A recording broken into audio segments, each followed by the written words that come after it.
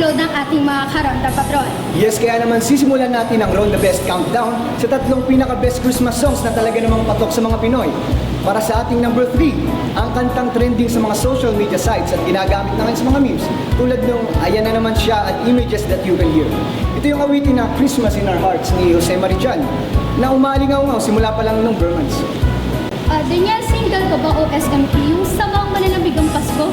Ano bang dapat sabihin ba yan? Naku, kung oo patok sa iyong number 2 sa listahan, ang kantang Pasko na Sinta Ko, na sinulat ng bagong talagang national artist na si Ryan Quiabia. Alam ko yun pero maiba tayo. Nangaroling ka na ba? Oo naman, partner.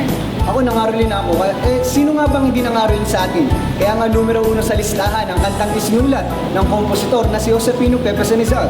Ang Pasko ay sumama. Well, that's good, partner. Bago maging national anthem ng may hilig mga ruling, alam nyo ba na background music pala dapat ito sa isang 1930s film? Sa sobrang benta nga kahit yung St. Mary's Choir sa Canada, gumawa na rin ng sarili nilang version.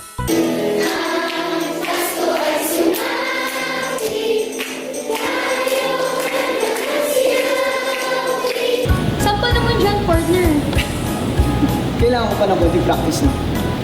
At iyan ang mga balitang nakalap sa tuloy-tuloy nating pagronda. Ako po si Beatrix Laborte. At ako naman si Daniel Ibarra.